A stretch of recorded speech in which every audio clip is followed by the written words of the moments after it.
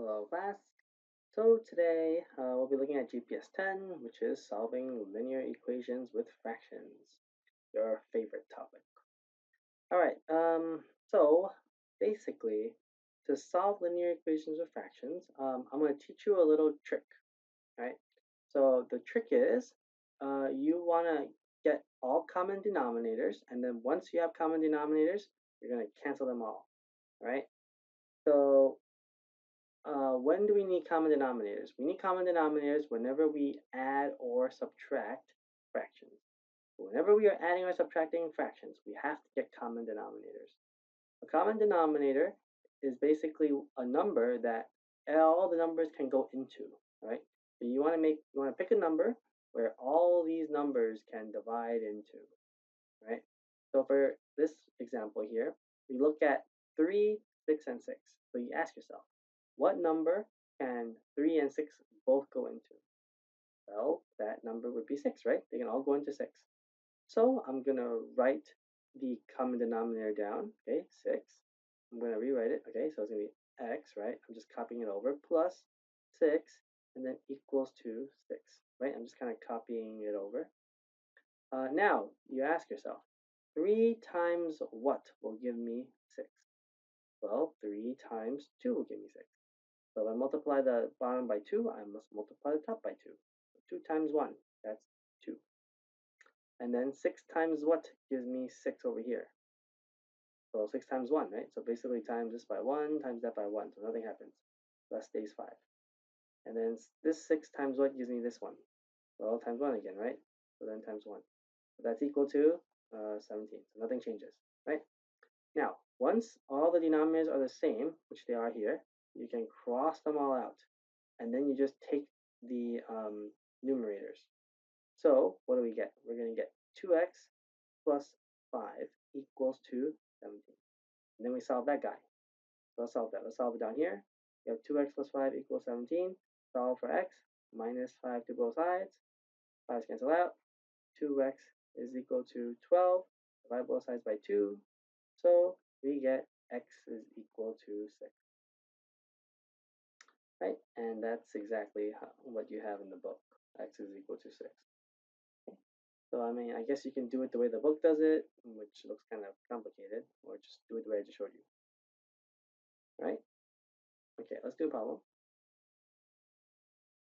Okay, let's just skip that. Let's do a problem. Let's do this one. 10.3. All right, so what do? Since we're subtracting here, right? Adding and subtracting fractions, you must get common denominators. So we're going to look at 5, 4, and 5. Now you ask yourself, what number can 5 and 4 both go into? You gotta kind of remember some of your times tables, right?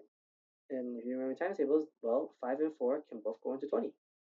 So I'm going to write 20 here for that first fraction equals, I'm going to write 20 for the second fraction, and then the x over there, minus 20 for the third fraction. Okay? So once you figure out the common denominator, or the least common denominator, you write them out, and then now you go back and you say, well, 5 times what will give me this 20? Well, 5 times 4 gives me 20. So since I got to multiply the bottom by 4 and multiply the top by 4. So 4 times 9 is 36. So that becomes 36. Now you say 4 times what gives me 20? Well, 4 times 5 gives me 20. So I got to multiply the top by 5. So 5 times 3 gives me 15. And then over for the last fraction, 5 times what gives me 20? 5 times 4 gives me 20. So then I got to multiply the top by 4. I mean, did I say 4? Yeah, 5 times 4 is 20, so I got to multiply the top by 4. So 6 times 4 is 24. Okay, now that you see all the denominators are 20s, we can cross them all out. And then just take their numerators. So that's going to give us 36 equals to 15x minus 24. Now we got to solve for x, right? So I guess you want to move all the variables to the left side if you want to do that. Okay, so we get negative 15x plus 36 equals to negative 24, and then minus 36 to both sides. Okay, so then that cancels out.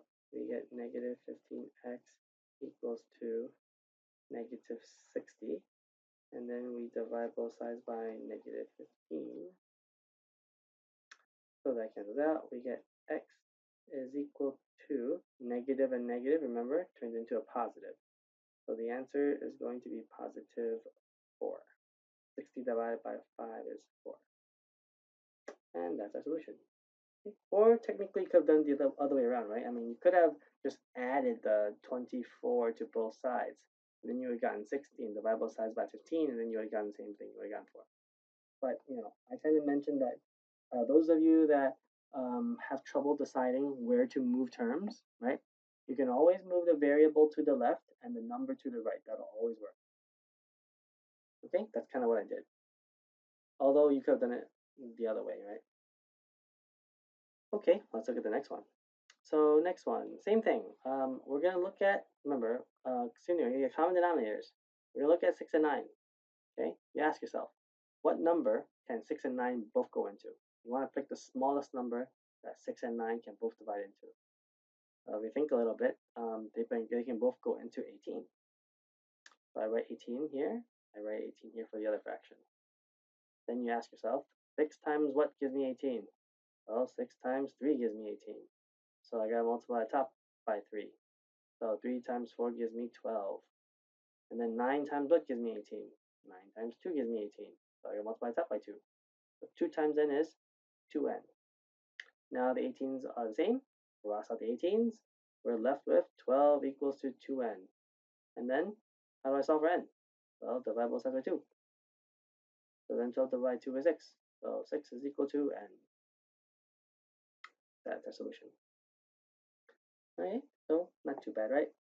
So, just remember, you gotta get common denominators, and you kind of have to know your multiplication table, right? To figure out, what's the number that they can go into. Alright, let's look at this one. So here we have a whole number here. We have a whole number 1 here, okay? So we should change the 1 into a fraction. How do I change whole numbers into fractions? You can always put a 1 underneath whole numbers. So technically, think of that as 1 over 1. So now you're looking at looking at 3, a 1, and a 2. And you ask yourself, what number can 3 and 2 and 1 all go into? Well, they can all go into 6. So my new fraction is going to be 6, okay, equals 6, and then minus 6, right, for my 3 fractions. So 3 times what gives me 6? 3 times 2 gives me 6. So I got to multiply top by 2. Now be careful when you multiply top by 2, there's 2 terms here. So when you multiply top by 2, you technically need to distribute this to each of them. So then, if I multiply top by 2, I would get 2p minus 4. And then 1 times what gives me 6? Well, 1 times 6 gives me 6. So I got to multiply top by 6. So 6 times 1 is 6. And then 2 times what gives me 6? 2 times 3 gives me 6. So I got to multiply top by 3. So 3 times p is 3p. Okay, now all your denominators are 6's. We can cross them all out. Take the numerator, we get 2p minus 4 equals to 6 minus 3p. Okay, so let's bring all the variables to one side, right? Plus 3p. Right, bring all the variables to one side. We get 5p minus 4 is equal to 6. And then we're going to bring all the numbers to the other side. So plus 4, plus 4. So we get 5p is equal to 10. Then we divide both sides by 5. So we end up with p equaling to p. All right, that's how you do it. Let's look at the next one. So same thing. Okay, we're gonna look at all the numbers. 5, 3, 2, and 15. So what number can they all go into? If you have some trouble, use your calculator, right? So if you look at all those numbers, you will notice that 30 will work. So I'm going to change all those denominators into 30s. So the first one would be 30, and then there's a y there, plus 30, okay, equals 30, and then plus 30. So for the first fraction, so remember, so I figure out what the common denominator is first. I write them all out. Then I say 5 times what is 30? 5 times 6 is 30. 6 times the top by 6. That's 18. 3 times what is 30?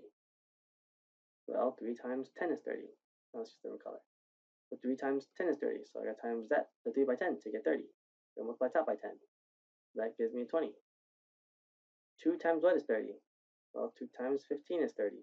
That means I gotta multiply top by 15. So 15 times y will give me 15y. And then 15 times what is 30? 15 times 2 is 30. So I gotta times the top by 2. That'll give me 26. They all have 30s. I can cross them all out. Take the numerator. This is 18y plus 20 equals to 15y plus 26. Okay, bring all the variables to one side. Goes out. All right, and we get 3y plus 20 equals 26 minus 20 to both sides. Seconds up, we get 3y equals to 6. Divide both sides by 3. So y is equal to 2. And there you go. That's how you solve it. And that's it for this problem, for this GPS. So again, if you have any questions or anything confusing, watch the video again, right? Pause it, replay it as many times as you need to, or post the question on the discussion forum. See you next time.